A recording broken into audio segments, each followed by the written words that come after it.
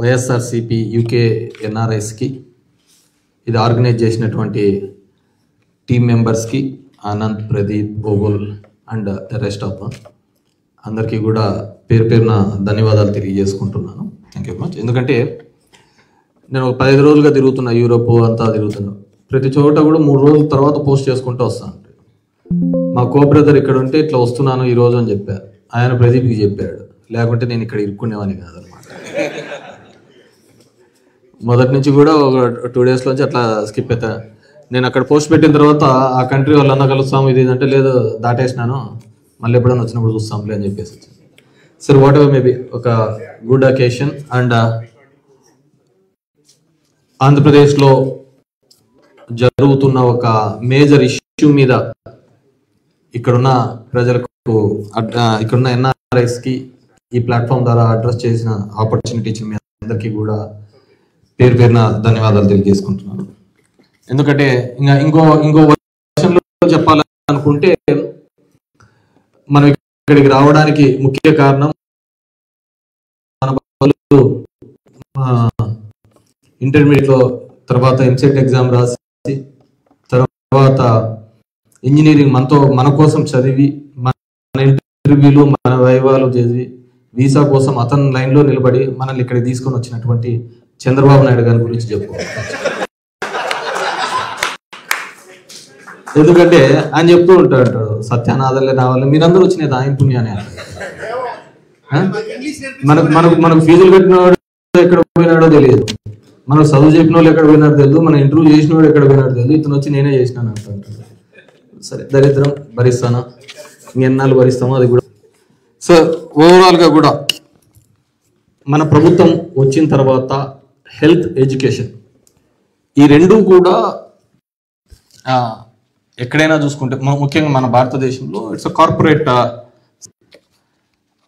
Medical ఫీల్డ్లో కావచ్చు, education ఫీల్డ్లో కావచ్చు. నేను దర్శనంలో ఈ చైనా కాలేజీలన్నీ తీసేసిన. చైనా కాలేజీలు అంటే చైనా కాలేజీలు అంటే రాత్రిపూట కాకుండా పొద్దునపూట తిరుగుతా అంటే అపార్ట్మెంట్ 2000 మంది పిల్లలు, 4 బాత్రూమ్లతో బాగా కనపడింది అనమాట. ఏంది స్కూల్కి ఏంది పర్మిషన్స్ అంటే కాలేజీకి కేవలం 28 కాలేజీలు ఒకటే ప్లే గ్రౌండ్ చూపించుకొని పర్మిషన్ తెచ్చారు.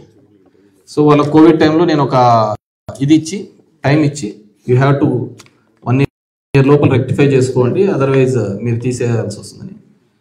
యాజ్ యూజువల్గా రెక్టిఫై చేసుకోరు కదా, వాళ్ళ గ్రౌండ్ ఉండి అవన్నీ దొరకవు కాబట్టి 1 year తర్వాత ఇప్పటికీ లేవు మా ధర్మవరం. సో ఆ పద్ధతిలో I'm against to this. Education system కానీ మెడికల్ కానీ ఈ 2 సర్వీసెస్ ప్రైవేటైజేషన్ చేస్తే ఏ విధంగా ప్రజల్ని పీక్కదింతారు అనేది మనం అందరం చూస్తున్నాం. సో అదే పద్ధతిలో మన గవర్నమెంట్ వచ్చిన తర్వాత, జగన్మోహన్ రెడ్డి గారు వచ్చిన తర్వాత ఈ 2 ఇన్స్టిట్యూట్స్ని నాడు నేడు అనే ఒక కాన్సెప్ట్ తీసుకొని వచ్చి it's only about the medical system మనం అని చెప్పేసి, దాని తర్వాత మీరు ఏదైనా ఉంటే క్వశ్చన్ అండ్ ఆన్సర్లో చెప్తాను. దట్ ఇంక్లూడ్స్ రష్యా చమురు, ఇబ్బంది ఏం లేదు. సో ఆ విధంగా ఒక నాడు నేడు అనే. సో నేను before coming to the medical colleges what exactly happening in ground level అనేది చెప్తాను. గ్రామంలో సచివాలయ వ్యవస్థ తీసుకొని వచ్చిన తర్వాత అక్కడున్న పాపులేషన్ సెన్సెస్ని బట్టి దీనిలను బట్టి ఆ గ్రామంలోనే ఒక చిన్న హాస్పిటల్ పెట్టారు. సారీ, అర్బన్ హెల్త్ సెంటర్స్ టౌన్లో పెట్టారు. దట్ హెల్త్ క్లినిక్స్ అని పెట్టారు, విలేజ్ హెల్త్ క్లినిక్స్ అని.